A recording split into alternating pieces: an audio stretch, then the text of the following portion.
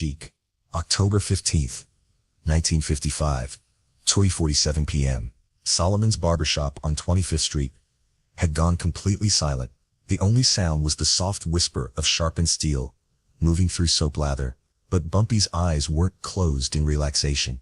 They were fixed on the reflection in the mirror. 5 men in expensive overcoats had just walked through the door. 5 men who represented the most powerful crime families in New York.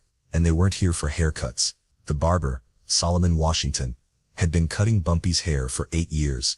His hands never shook, not even when police raids sent customers diving through back windows. But today, Solomon's grip tightened almost imperceptibly on the razor handle, because this wasn't about police. This was about power.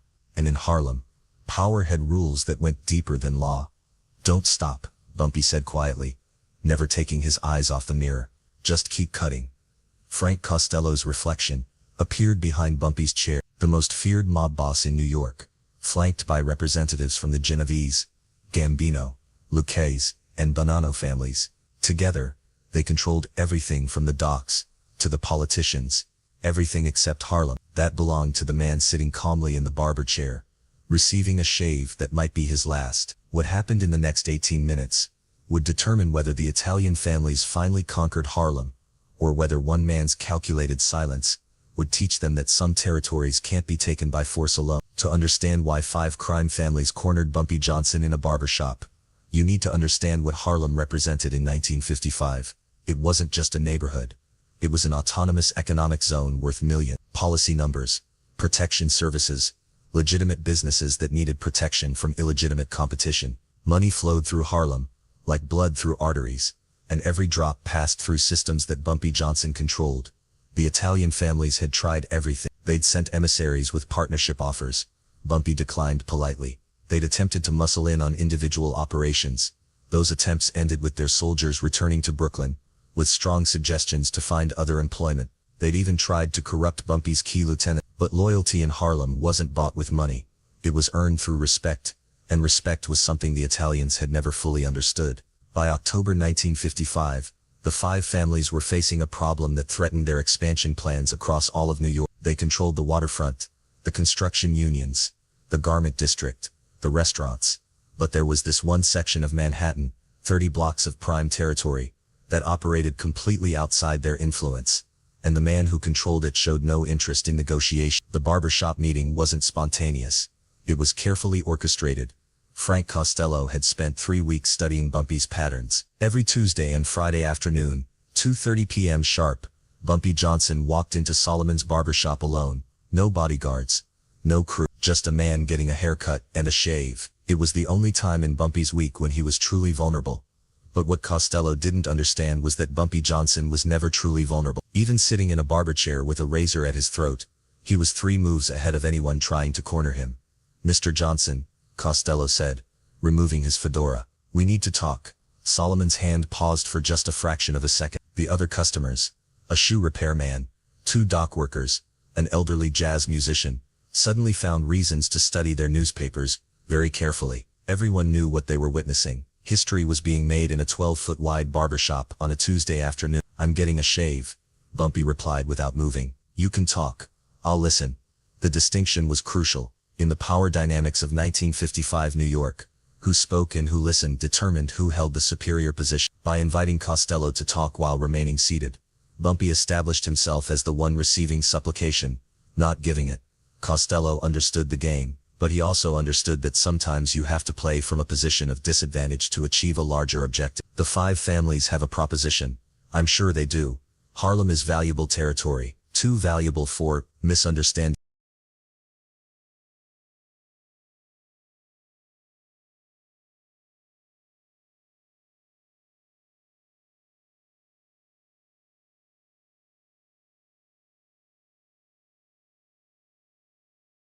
Unclear until years later, was that Bumpy Johnson had expected this confrontation for months. He'd allowed it to happen on his terms, in his territory, with witnesses he trusted, because Bumpy understood something about power that the 5 families had never learned.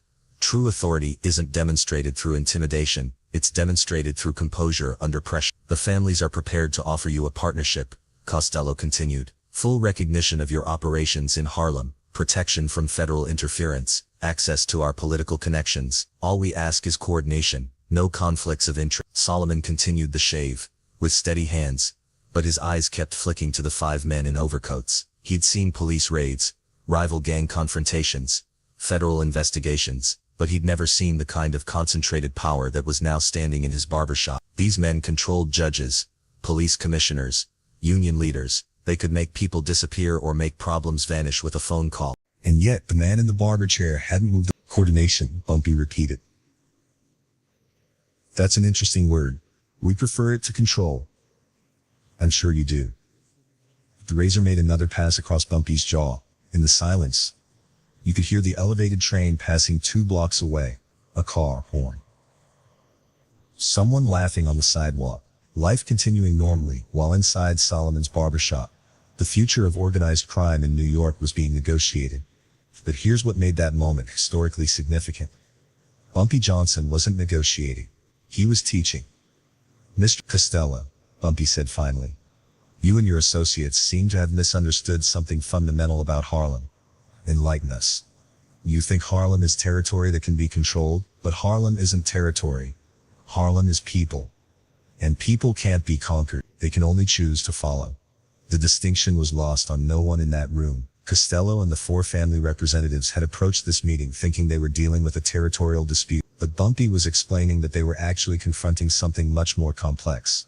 A community that had chosen its leader. The families have resources. Costello pressed. Political connections, financial backing, protection services that extend beyond New York. These are valuable assets for someone in your position. My position? Running illegal operations in a single neighborhood. That's when the temperature in Solomon's barbershop dropped several degrees, because Frank Costello had just revealed that he fundamentally misunderstood who he was talking to. Bumpy Johnson wasn't running illegal operations in a single neighborhood. He was governing an autonomous economic zone, with its own laws, its own justice system, its own social contract. The policy numbers weren't just gambling. They were a community investment system where nickels and dimes from working families generated capital that stayed in Harlem. The protection services weren't extortion. They were security for businesses that couldn't rely on police who either didn't care about black neighborhoods or were actively hostile to them. And the man providing these services wasn't a criminal who happened to operate in Harlem. He was a leader who happened to work outside the law. Solomon, Bumpy said quietly, when you're finished with the shave, I think our guest would appreciate hearing your perspective. This was the moment that transformed a simple confrontation into a masterclass in power dynamics. By involving Solomon, a working man, a community member, someone with no criminal affiliations, Bumpy was demonstrating something crucial about his authority. It wasn't based on fear or violence. It was based on consent. Solomon set down the razor and picked up a warm towel. As he carefully cleaned the remaining soap from Bumpy's face, he spoke for the first time since the 5 men had entered his shop.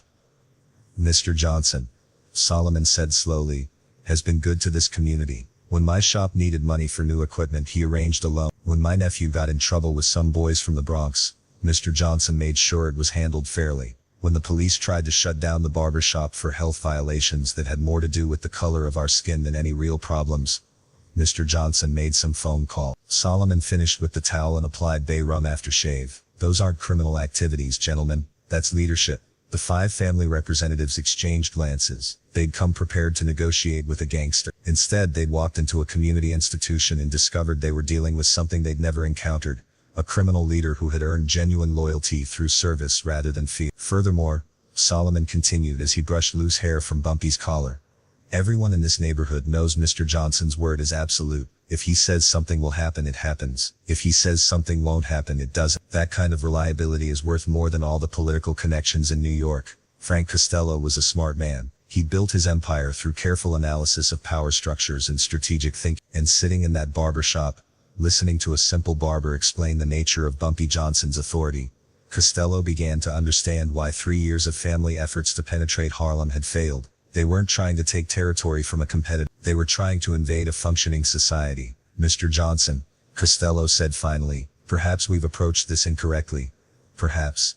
What would you suggest? This was the question Bumpy had been waiting for.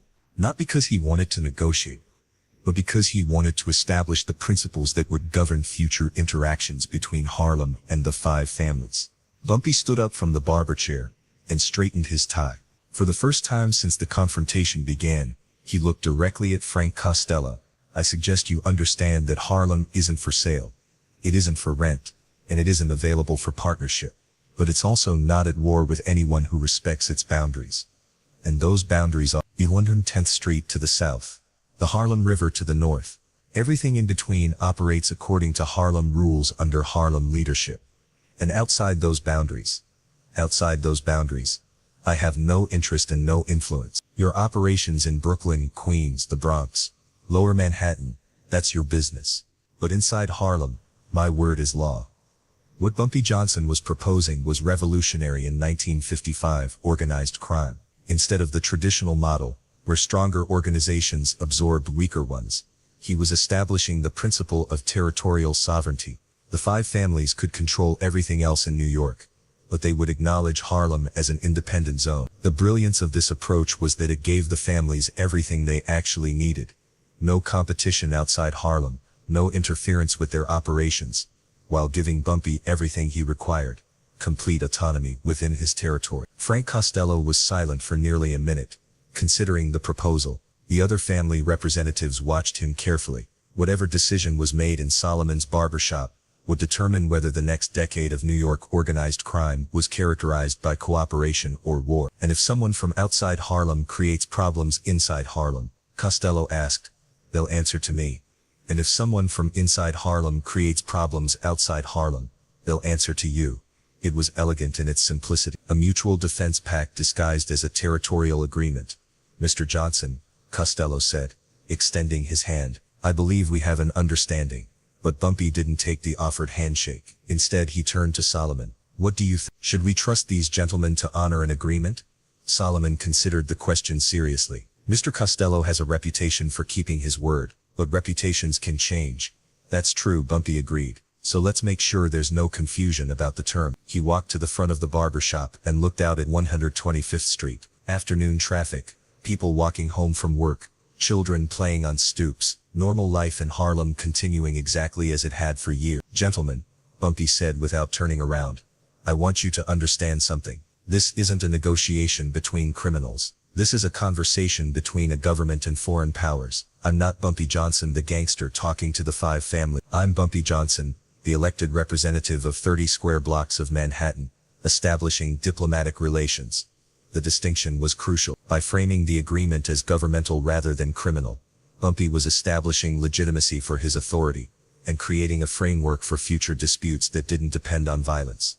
"And if we view this as a criminal arrangement," asked Tony Salerno, the Genovese representative, "then you're misunderstanding the nature of what you're dealing with," Bumpy replied. "And misunderstandings lead to conflicts, and conflicts in this neighborhood will be very expensive for everyone involved." It wasn't a threat, it was a statement of economic reality. The 5 families had already learned that operating in Harlem, without local cooperation, was more expensive than the profits justified. Bumpy was simply acknowledging that mutual recognition was more profitable than mutual antagonism. Frank Costello walked to the front of the barbershop and stood beside Bumpy, looking out at the same street scene. "Mr. Johnson, you've made your point. The families will respect Harlem's autonomy, and Harlem will respect the families' operations outside Harlem. Then we have an agreement." This time, when Costello extended his hand, Bumpy shook it.